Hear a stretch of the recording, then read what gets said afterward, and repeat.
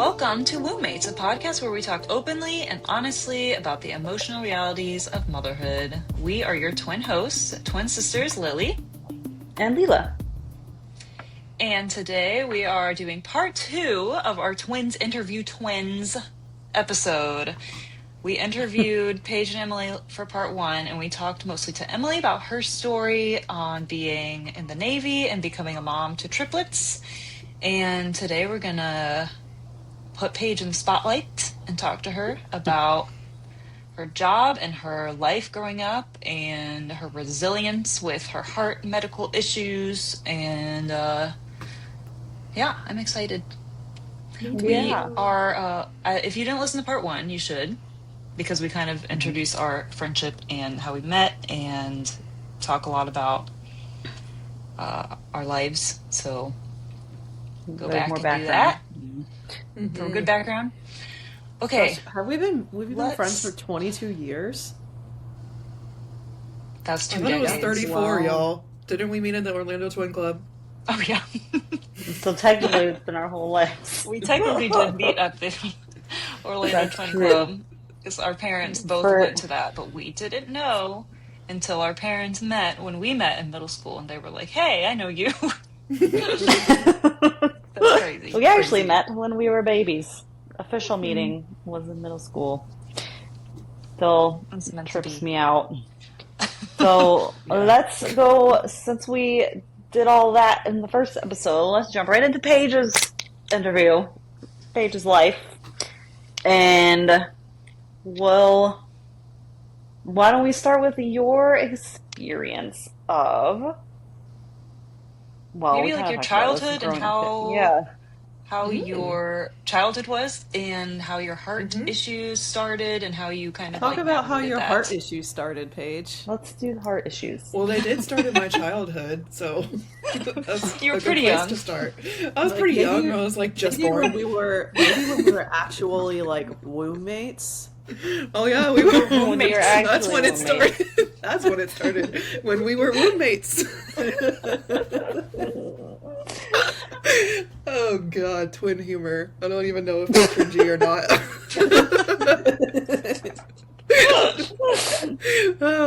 Okay, it's cute, cringy. So it's cute, too cute actually. So I was born with a heart condition. Actually, let's talk about how Emily saved my life. Let's do that. So when we were in the womb, there was a little bit of a complication for us where we had what is called twin transfusion syndrome, TTFS. There was that basically just means that there is one of the multiples, one of the twins or the triplets or quadruple, whatever it is, that receives more of the nutrition from the placenta than the other one does. And so in our case, for me and Emily, I received more of the nutrition, and she received less of it. And luckily we were both born alive, and mostly healthy, for the most part. But that being said, Emily was actually born at a weight that was smaller than all 3 of her triplets, and they were all in the NICU at a very small, they were tiny. So Emily was even smaller than all of her triplets were, all 3 of them, even Sadie, who was the smallest, Emily was whenever she was born. And I'm so grateful for it because of her, what happened there. If that had not happened, I probably wouldn't have been born alive. Or I would have been born alive, but I wouldn't have been able to survive open heart surgery that I needed as soon as I was born. And so I'm just always so grateful for that story. And I'm always, of course, my twin sister is always my favorite story to tell, especially with how cool she is in the Navy and has her children and things. But that's always something that I find really near and dear to my heart, pun intended, because I'm just so, I'm not trying to make you cry, Emily, but I'm just so grateful that we are twins, and I would never want anything else, because if I wasn't a twin, then I wouldn't be here. So I'm just really grateful that we have our relationship, and I just love you so much, Emily, and I'm so glad that you're in my life, and I'm glad that we get to live life together. We're focusing on Paige, but I did want to make one little comment, and that is... Make it all about you. Just kidding. Yeah. After we found out I was having triplets, with the 50 minutes that we were waiting for a doctor to come in, he immediately came in and he told us the type of triplets that we were having, which was we had two placentas and 3 amniotic sacs, which is called dichorionic triamniotic. And so 2 babies and 1 placenta always means they're identical twins. There's no other way they could. It's identical twins. So I just had this crazy medical situation where I got pregnant with fraternal twins because that runs in our family, and then it was a boy and a girl, and then the girl split into identical twins, and it's just totally random when that happens, and it just happened to happen to me. So I made twins both ways at the same time, basically. But one of the things that the doctor started saying was that we had a possibility of twin transfusion syndrome, because that is very common with identical twins because they share a placenta, so that those nutrients can go back and forth a lot, like very easily. And I sort of said, oh yeah, that happened to me and my twin sister, and he got really nervous and was like, okay, we need to look for that. He started telling me like where I would go for if I needed to, there's a surgery they can do now to fix it. At the time when Paige and I were in the 90s, they can't fix it. They couldn't fix it with surgery, but they can fix it with surgery now. And the best place to do it is actually in LA, which is like only a 2-hour drive from where I am. And he started talking about all of these complications for having multiples. And at the end of it, he recommended that I reduce the pregnancy down to 1 baby and to get rid of the identical twins. And I just could not imagine doing it because of Paige, and like I was an identical twin, and so I have all the respect for making a choice. Everyone should have their own choice to make, but for me, I couldn't make that choice, and so luckily it worked out. But that was a recommendation from the medical community, was you shouldn't continue with this pregnancy, but if you do, we'll be there for you. Yeah, I did not know that. That's wild. That's crazy. Mrs. River, by the way, she was here in the last episode too. She's our producer. She was very cutting. Yeah, I'm the producer. She is our little producer. Emily, I'm glad that you shared that. Yeah, thanks for sharing. I bet that was really hard to be like, nope, I can't deprive them of their life together, because I bet you were thinking about us. That's crazy. I was. Yeah. Wow. That's very beautiful. It's very beautiful. Speaking of that, people ask me all the time how I tell the difference between my twins, and because they look so similar, the girls do, and Sadie has this little birthmark on the side of her face, and like I have used that so many times. But sometimes I'll just be like, I'm their mom, but I'm not. And sometimes that's true. But sometimes I do need to look at the birthmark, which is going away. I get it. And now they're starting to look different. But it made me think about, oh well, me and my sister are identical twins. How did we get told apart? And it's because Paige had an open heart surgery, so she had this big scar going down her chest that I didn't have, and so that's how they could tell us apart. Easy. Yeah. Yeah. Your incredible surgery made it easier for people to tell us apart. Yay. Yeah. That's interesting. One upside.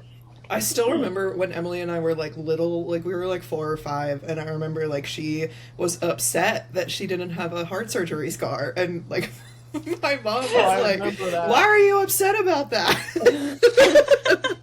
I just want to be like my sister. Yeah, we're twins. Like Paige was the normal one, and I was the not normal one.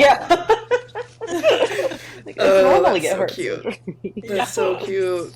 And I'm glad that Emily was the normal one. I'm glad that she is the navel, the navel girl in our family. She's so healthy that we were kind of able to use her as sort of a control, so to speak, if we were to put us in an experiment tube, right? Then like me going through life as a kid, especially with a heart condition, like having a twin sister that is super healthy, because she did grow to be obviously someone who could have triplets. So even though she was born very small, she grew up. But she, she would always just kind of be the control that I had. And so that's sort of what my mom shared with me. I remember as a kid, she was like, well, if you're starting to feel bad, make sure you tell us. But I just always really strive to keep up with Emily. And I still do to this day. Like I've really structured my career to, I see her promote. There's a lot more structure for promotions inside a military structure, or a governmental structure, really, totally, than there is sort of out in the private business world, which is where I found myself. And so I have sort of structured my own career path really kind of like my sister's, because if she's promoting every 2 to 3 years, well, so am I. So that is that's really something that I've really pushed myself for, and how I've gotten to be, to the point where I'm in management for the career that I'm in for human resources. And it's hard to get there. And it takes a lot of work, and especially being, being in your young to mid 30s, and being an HR manager it's not unusual, but it takes a lot of work to get to that point, because you have to have a lot of experience to get there. And I'm just grateful that I've kind of, I was like, okay, so if I want to kind of be somewhere where, my sister is, then I have to get it for myself. And so did she. It wasn't like it was handed to her, but she was sort of guided, toward that. And so I really kind of created that structure for myself outside of my life, or inside my life, because watching her go through her career, and it was really important to me that like we developed similarly as we grew up. Yeah, and your inspiration. For your health too, apparently, your physical wellness as you're growing up. I want to talk about your. Huh? Sorry, can you explain your condition, just like the actual condition that you have? Oh yeah, Condition. I forgot, because I know you guys so well, and I know you guys know. So I was born with a pulmonary valve stenosis. That's the diagnosis, which means a stenotic valve means that the valve is not working or is closed. And so the surgery that I needed when I was born was to open up that valve, and then I've had to have surgeries to replace that valve ever since. Because once you get it replaced, you pretty much get about 7 to 10 years with it, and then you have to get it replaced again. So when you were born, did you have to get surgery basically right away with your heart, or what was the situation? Talk about the after you Japanese guys were surgeon born? in Dallas. Yeah, so when I was born, we were born in Texas, even though we all met in Florida. Our father was in the Navy, and so that's why we were born there. We were at Texas Methodist University Methodist Hospital, something like that. I was born, and they all knew that I had a heart condition, but they weren't sure how bad it was, or if I was even going to be born alive, to be honest. And I was, and there was a doctor that was there to. It was part of a university medical system, so he was at a teaching hospital, and he was actually traveling there from Japan, and his specialty was specifically pediatric fetal heart surgery. And so he performed my heart surgery, and there were tons of people in the room, because it was a learning experience for them. So just to kind of have my tiny little me, just think of a 5 pound, I think I was born 5 pounds 5 ounces, 5 pounds 6 ounces, something like that. And so tiny little baby. My surgery, we were all born on June 9th. My surgery was, I believe, on June 10th. And so it was the next day after I was born. Wow. Can you imagine our mother? I mean, I can't even imagine I was being thinking a mom. about her, just having to see her baby's body cut open like that. Yeah. Insane. She told me a story when I was a kid. We were at one of my many cardiology appointments, and she told me that the doctor, the cardiologist, the surgeon came in, the Japanese surgeon, and he came in and he wrote my surgery plan on the back, on a napkin, and basically was writing it and explaining it to her, and she was just out of C-section moment, and she knew about what a C-section is like if anyone is interested. It doesn't. It didn't Okay. look fun. It didn't look fun. Yeah. And I can't imagine what, like, I mean, she was with it, but she was also like, oh my God. And so, but then she also has another baby who is going to a whole other hospital because she's so small and she has to go into an incubator. So just I can't imagine, the strength that my mom had to build in that moment, and has ever since. And I'm very grateful for the way that she has advocated and taught me how to advocate for myself, going back to, kicking the can down the road on me asking my doctors if I could even have a baby. I would never have thought to do that because most people don't badger their doctors for answers, but I do, and I will, and I'm not afraid to. And it's because I learned that from my mom, and she had to start doing that herself because she had to ask, the doctors that were in the room, what are your credentials before you touch my child, like, and things like that, because, she didn't know who to trust. She didn't know what to do. She And was the Japanese, 25. she was 25, and the 25 or 20, yeah, 25. And the Japanese heart surgeon that, I can't believe she was 25. God, the Japanese heart surgeon was gone. He was back in Japan by the time that my surgery was done. So she didn't have the original heart surgeon to kind of lean onto. It was just basically he was like, oh, happen to be here for a cool surgery. Here, learn, and then also, yay, she's alive.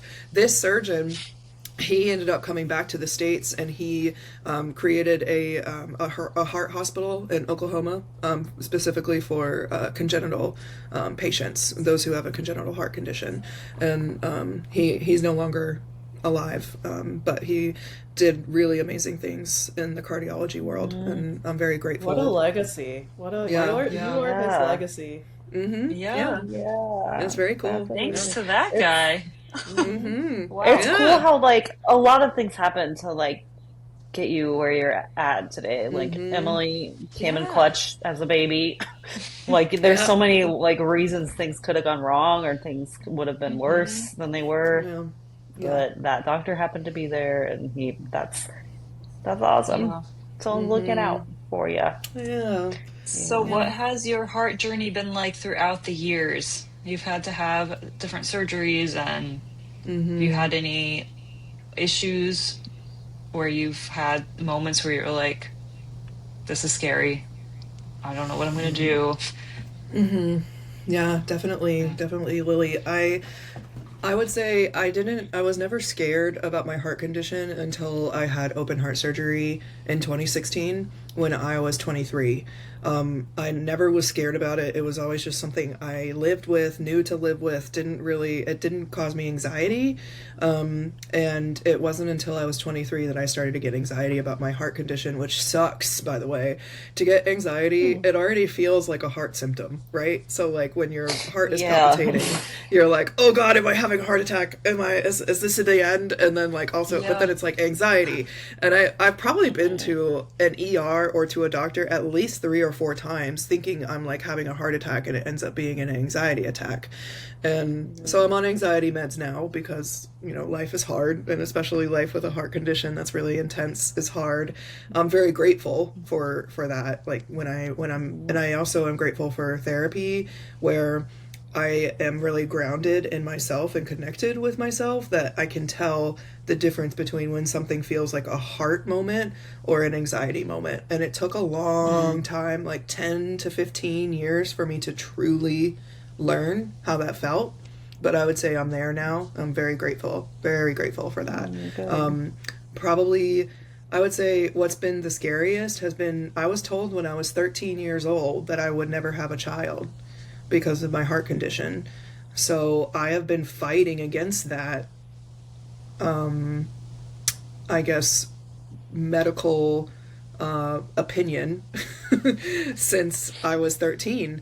And I got that opinion from a fella who is now no longer with us, and he was 3 months away from retiring from his cardiology career. And so he came from a very old school, oh, if you have a heart condition you can't have a baby kind of mindset, because he was in his 70s by the time he told me this. And he was, like, in my experience, in my career, I've never seen that this is something someone can survive 5. And so I remember being 13 years old and told, yeah, you'll never be a mom. And that was like all that I wanted at that age. I was like such a nurturer, have always been a nurturer. I had always been talking about how I wanted kids. So I think what is scary for me has been that sort of life of anxiety, trying to figure out, okay, am I going to be able to get what I want out of this, this life that I'm living? Or, am I going to have to find other ways to do that? Now, I would love to adopt. I would love to, foster. I would love to have those opportunities. But also I want to be okay with saying, I want to try myself, and I want to try for my own child.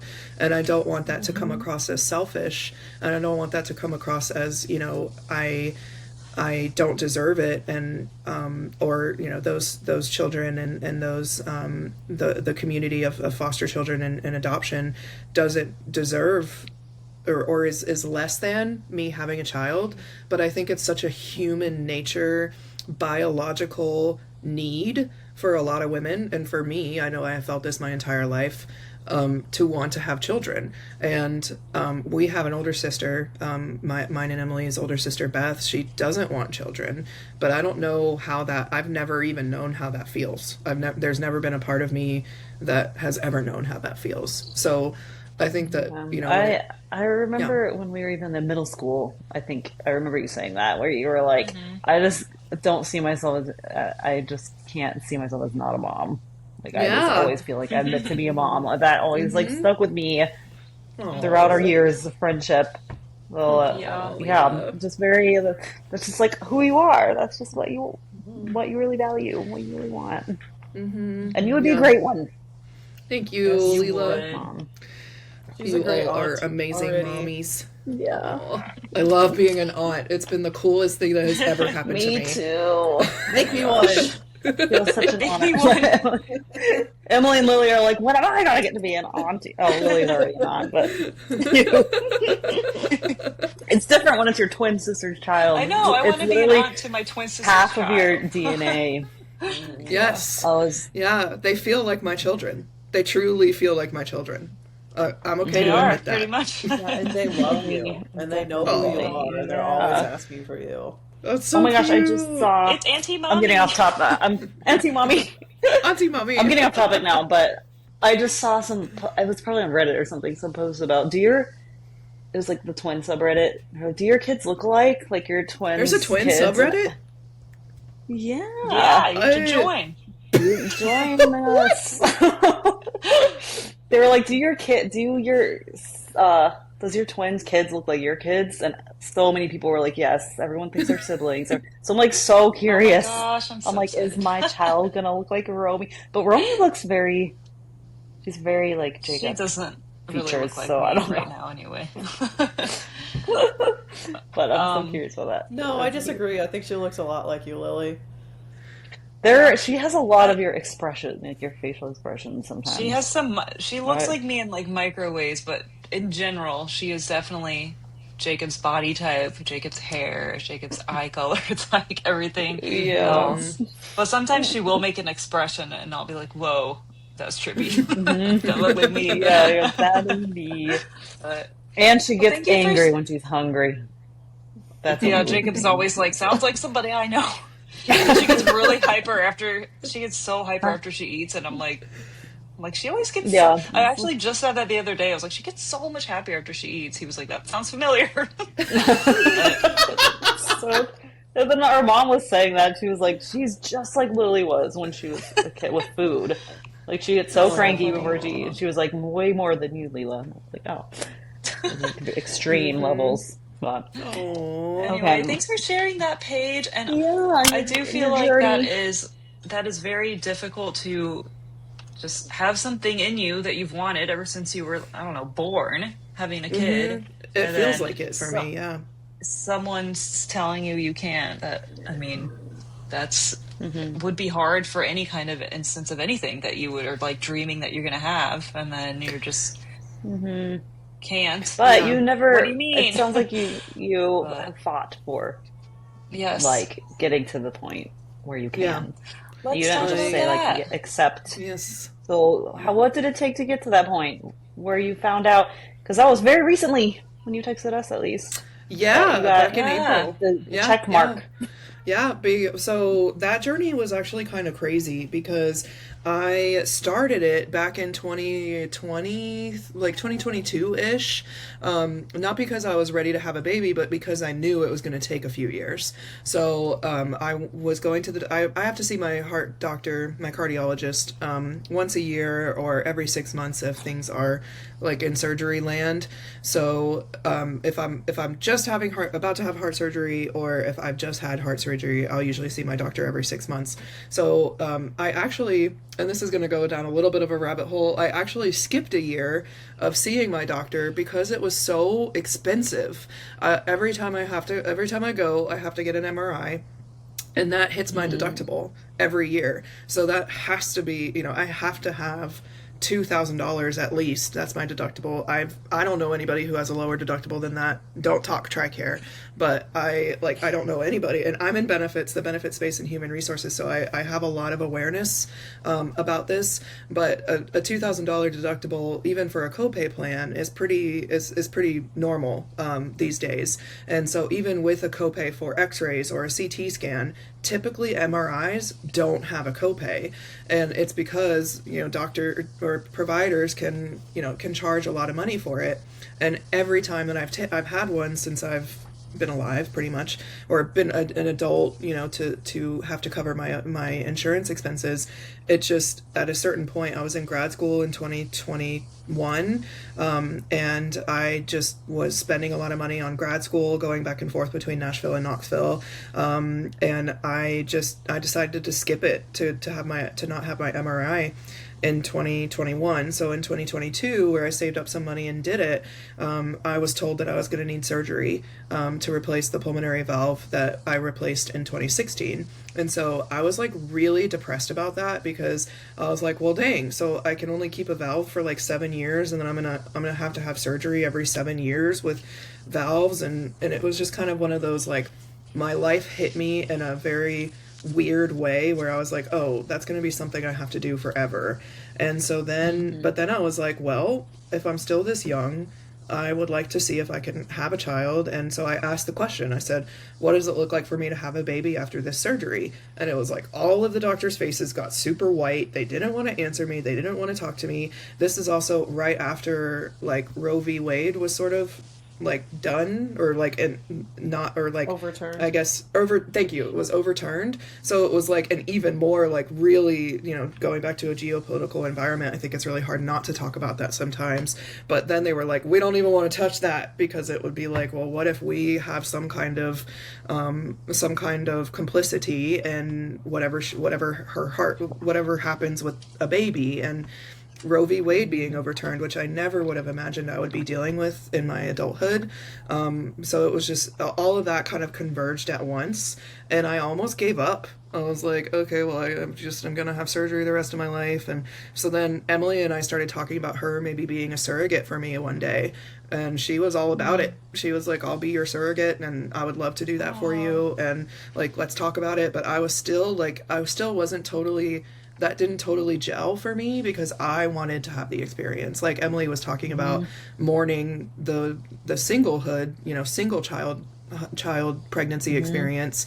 I was starting to mourn whether or not I would have that experience at all myself.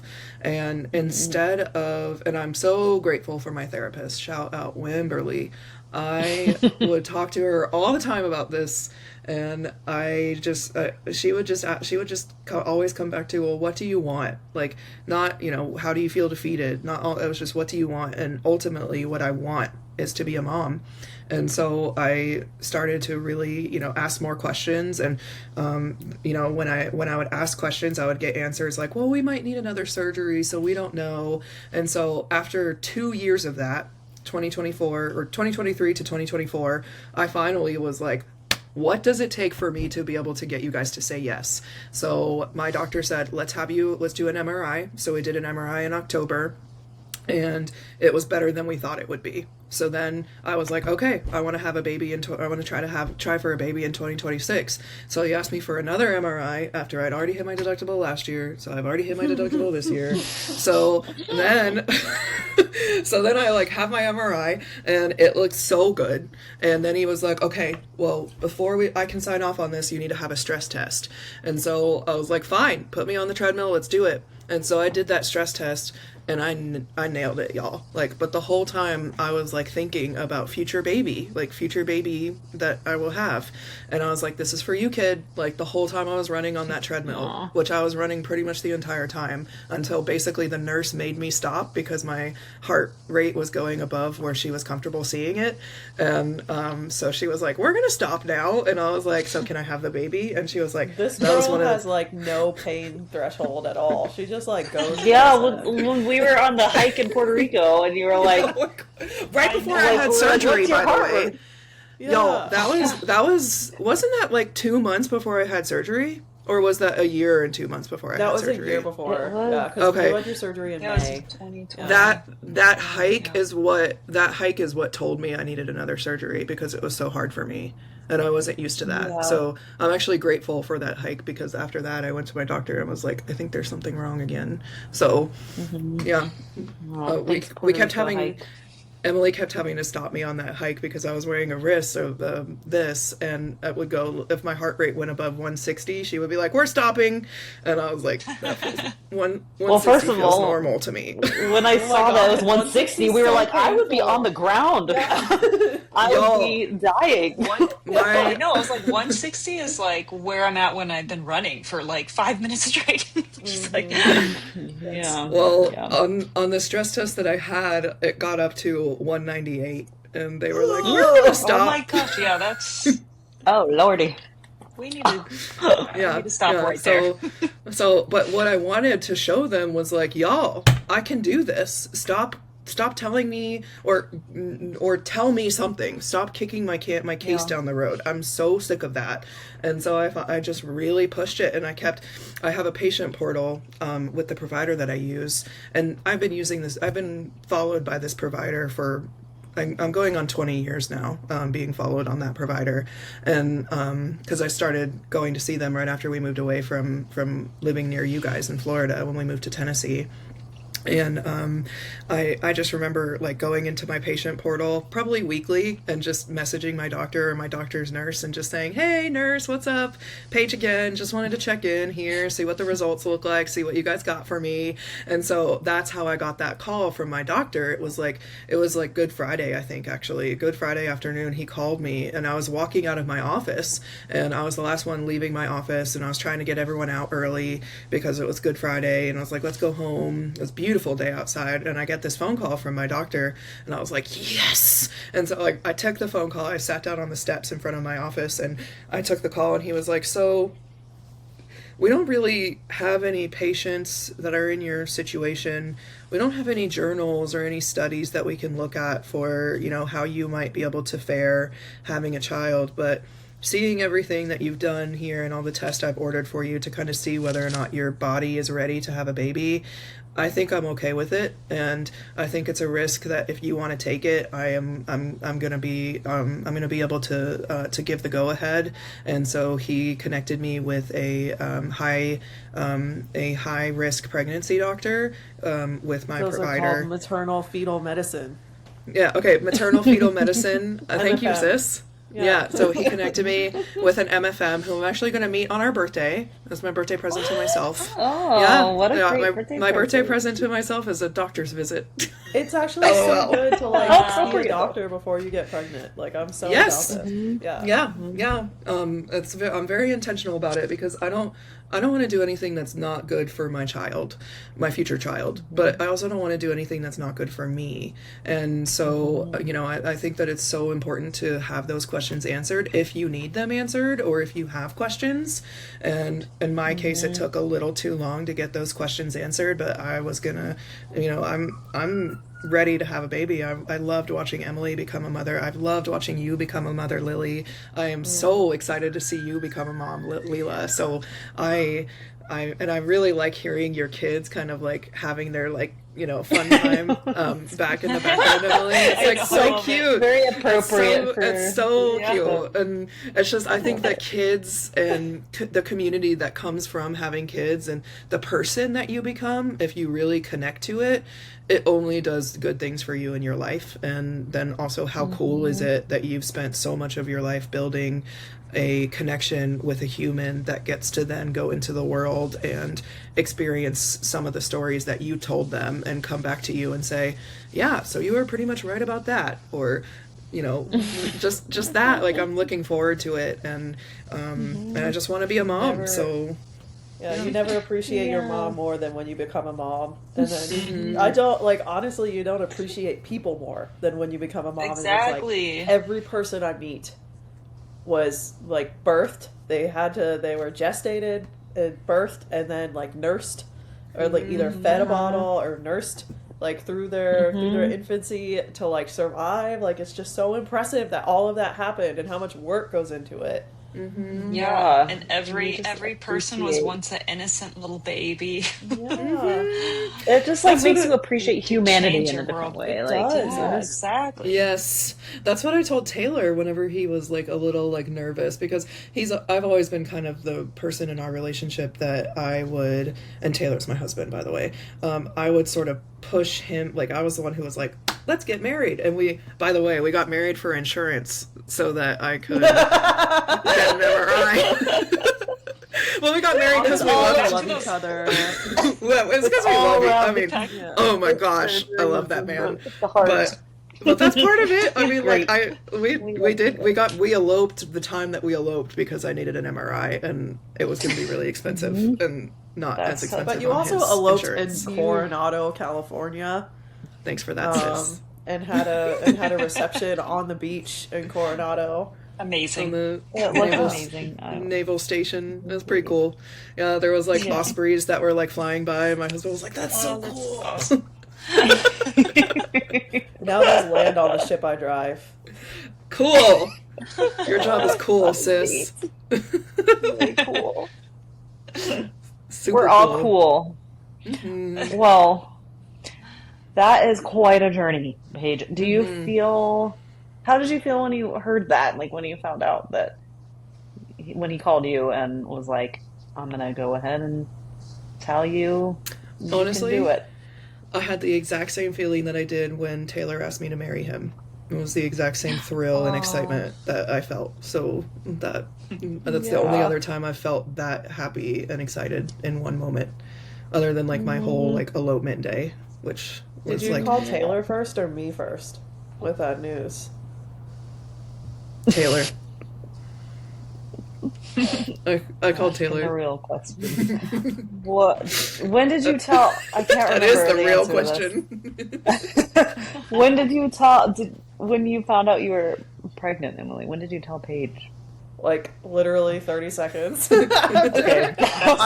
Lily's mad at me for waiting 2 days. I'm surprised that 2 days. you Can did. you imagine holding that in for 2 days from your twins was there? I tried to force myself to wait 5 minutes to call you. I'm sitting in this for 5 minutes and then I'll call her. I remember It was we're watching TV. I was like, I need to distract myself. I think I was just so shocked that I didn't even process. I was like, Antonio and I decided that we were going to wait. Yeah. We were going to wait and see for sure because it was so fast. We were not expecting I found out in 3 week, at the 3 week mark, which is very early, and the pregnancy test was, the lines were very dark, which now we know why because I was having triplets, but they were very dark, and so I didn't even think. I took another one. I took a couple more, but no, the first I took 4 more, and the 5 I don't know. You had 4 or 5. Yeah, and I told Paul, we were up in the mountains. We were in Big Bear. We're what's it called, Arrowhead, but it's close to Big Bear, California. And we'd stayed at this place before. We were there for Memorial Day weekend. MLK Jr. It was in February or It was January. No, it was in January. It was Martin Luther King weekend. Yeah, which is also the weekend that Paul and I met. Back in 2015. Yeah. I remember How that. cute. Yeah.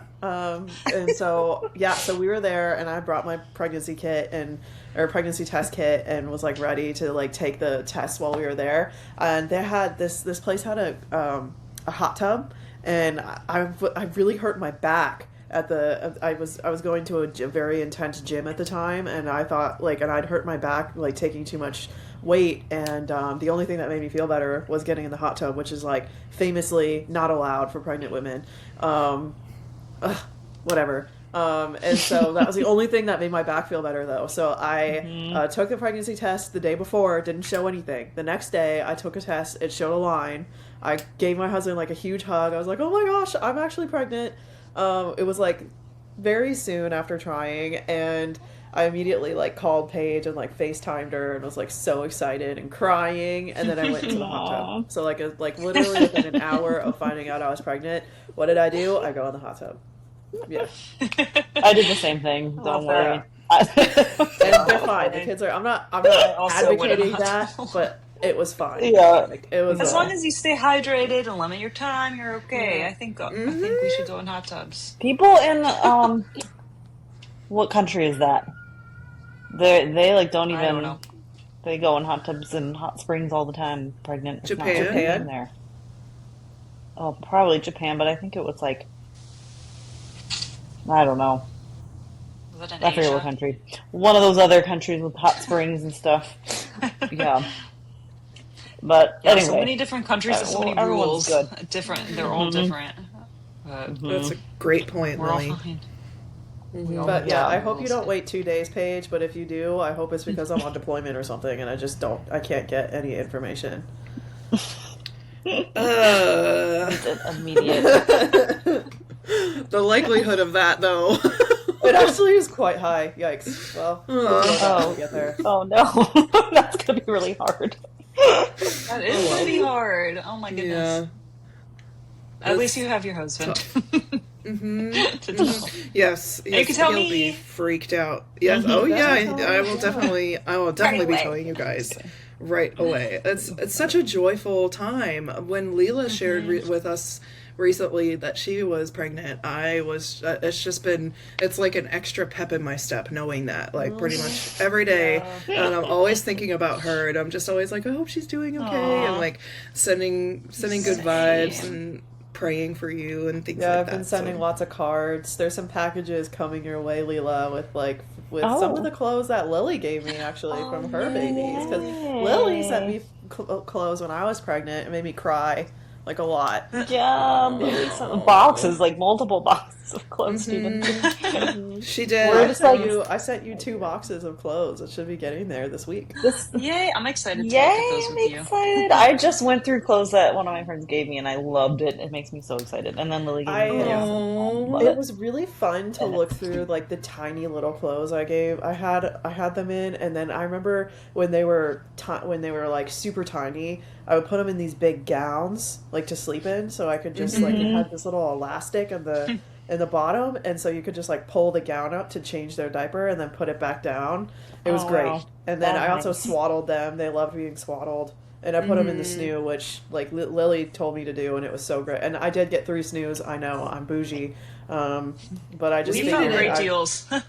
I did. Yeah. I got them because I'm in SoCal, so everybody buys a snoo. I feel like, and then also I just decided like I was always somebody who saved a lot of money and didn't like to spend a lot of money. And when I got pregnant with triplets, I still try to be frugal, but I spend a lot more money now for like conveniences and like just like trying to make life easier than I did before. Like grocery delivery, I have someone clean my house, like anything that I can kind of hire out, I try to do because I just don't have the time anymore.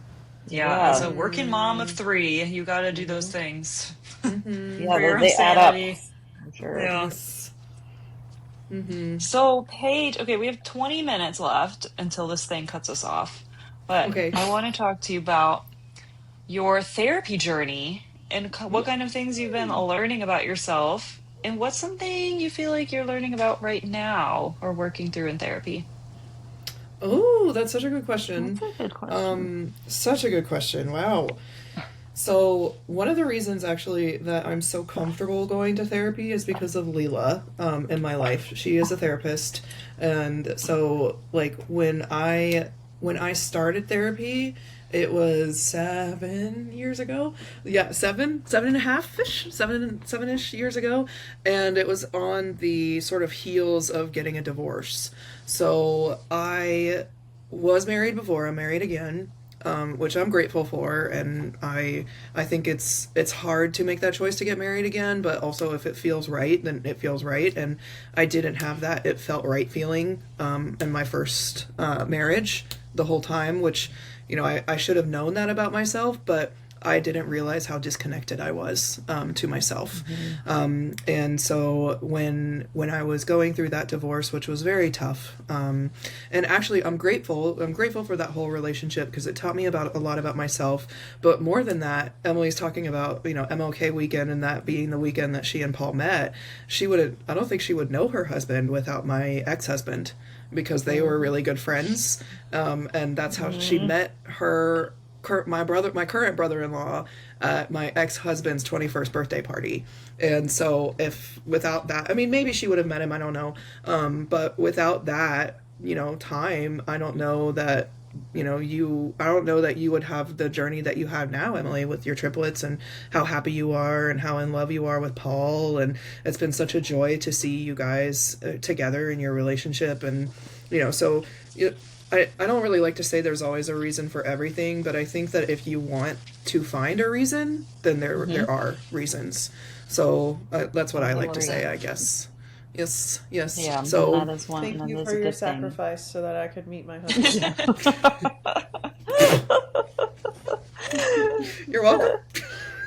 Well, Emily gave you all her nutrients in the womb. Exactly. There you So go. you gotta have a trade-off. True. But I'm gonna do a little. After. I'm gonna do a little plug because Leela made this little journal, and I'm opening it up Paige. so I can see what it is that I'm working on in therapy. But Leela, she made this little journal, and I actually have like multiple of them. I've been in therapy for a long time. But you should link that, Leela, because it's really cool. It's like I'll add it. Yeah, you should link it. I'll show you this. So it kind of has like this like reflection page and stuff, and I totally use it like every time I have a therapy I'm so session. glad you used that. That's I always do. Yeah. So right now, let's see here. So Notes. so per my notes, and per my notes here, something that we were talking and with my work. I've been really overworked and talking about, Emily considering herself and characterizing herself as a workaholic. I definitely am a workaholic. And it's something I'm working on. I used to find it as part of my identity, but now that I'm going into a time in my life where I want to be a mom and I want to focus on what my future is going to look like, I don't want to work as hard. So one of the things that my therapist told me is that part of my job as a manager and the job that I do is modeling a healthy work-life balance to the team that I work with. And by extension, being an HR manager, if I'm doing that, then that also teaches that to other managers on the team and within the organization that I work with. And so what she was kind of telling me was like, it's your job to model that. And if you don't, then what you're modeling is the opposite. And you're sort of becoming that mid-level manager that likes to be at work because they don't like to be at home. And that's not who I am. I want to be at home, but I also really enjoy my career, and so right now we're sort of what I've learned about myself, first of all, through therapy, is to connect to myself in totality. So I was not connected to myself whatsoever. That's how come I got married to the wrong person and didn't really realize it and didn't check in with myself. I didn't even know to check in with myself. It just wasn't even something that was on my radar. So being in therapy has taught me how to do that, has taught me how to feel my feelings where they are, in my head, in my arms, in my chest, in my neck, my throat, more. And that also kind of has some spiritual elements to it, like chakras, things like that. If you like heal, you know, if you're healing your chakras, you start with like your base, like your root, and that's actually kind of the hardest place to heal yourself. And then you kind of go up your chakras. And so what I've learned in therapy is just to be present and be connected and be grounded. And I know all this sounds so like cliche therapy talk, but it's so, when you get it and you didn't before. I love River just like, I love River being just like, yes, I'm connected, I'm grounded. River is so connected and grounded. Very connected. He's having a spiritual moment. Chakras are She's aligned. aligning all her chakras. She really is aligning all of her chakras. But yeah, so going through that experience and going through a divorce taught me how to meet myself. And I wish that wasn't the case. I wish I had met myself before, but I didn't. And my journey is what it is. And I'm very grateful for having gone through a lot of it, because now when I'm at work, I will just, you know, and I'm an HR manager, so a lot of people come to me with really important stuff, and I will cut through all the bullshit, and I'll just say, let's talk about what's really going on. And it sounds to me like this is going on. And I'm not trying to be your therapist, but let's talk about that, because that's really what's going on here. And I've found that my ability to connect at that level allows me to work with others in a way that is really important for them, and also teaches them like how to move forward next. Now there are some people you try to connect to and they're just not at a place where you can, but when you find that sweet spot with people where they're looking for help and they're asking for help, and then you give it to them, or you at least say, I can't help you with this, but it sounds like maybe you need to go here or do this next. That's been a joy for me in my career, and I'm very grateful to have been able to get there. I love that. Thank you for sharing. That's something Lela and I have talked about, is the more you kind of work on yourself and learn how to connect to yourself, the more you're able to do your best work and do more for others. Especially when you become a mom, that becomes important, because you're kind of showing a little human how to live and how to be in the world. So the fact that you're doing all of this awesome work on yourself before you become a mom too, not just like physical stuff, but emotional work, is going to be so good for motherhood and for your future child. Thank you, Lily. I agree. I hope. Yeah. You are doing a lot of work. That's true. Like, you're like doing all these workouts to get to the marathon. I was telling Emily, I was like, yes, I was like, right before I got the call from my doctor, he was like, I guess we can do this. I was just kind of like, I just really want to be intentional about this. And she was like, what? You're like one of the most intentional people ever. Like, you and Emily are both like so intentional. It's very, it's very admirable. You guys do things with such intention. That is so such true. Power. You're like, this is what I want, and I'm going to do it. I think the same about you guys. I actually think you guys taught me that. Wow. Aw, that's so sweet. Well, all right, let's end this before I start crying. It's going to be a Puerto Rico on top of the mountain moment. We're like, which one of you just like fell on the ground? Was it Lily? I can't remember. Probably. Probably. That seems to be your thing, that you, moments. I don't know why. anytime you have a large emotion, you just go on the ground. Cute. Like also, Romy. hiking gives you like an emotional high, so we were just all like having a love fest on top of that castle thing, whatever that was. The tower. The tower. Yeah. You know what? You know what came up was your mom when we were up there. You guys called. Oh, that's what made it happen. Because she made a post about us and our friendship on Facebook. That's so cute. And we saw it when we were all at the top of this beautiful tower looking out over the mountains. Yeah. If you don't cry in that moment, are you even human?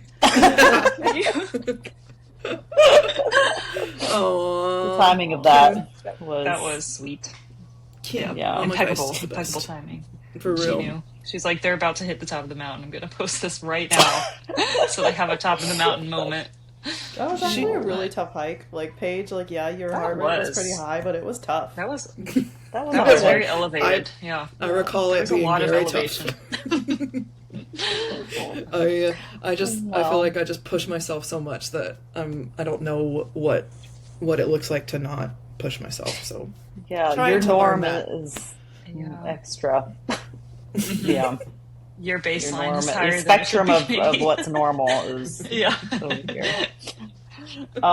Yeah. Okay, we have less than 10 minutes, so to wrap it up, why don't we can ask the both of you. What's something that, we talked about a lot of different things, but what's something that you hope our listeners uh, take away from this episode, or any lessons you've learned in your life, or any, it's a very broad question, but what are some things that you've like really learned that maybe this is the time to share it, and maybe things that Yeah, you just speak to like want to women end our with? age and or moms our age, parents, Yes. Yeah. millennials.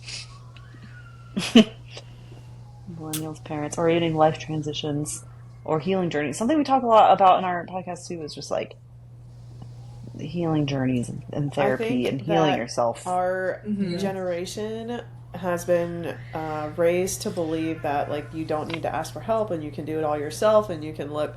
We've got AI now, and so you can like get on the chat bot and just ask questions, and you'll get answers, but it might not be the answers that you need. And that if you want to have the village, if you have to be intentional about the life that you want, and that requires like introspection and looking deep into yourself, which probably means therapy, but doesn't always mean that.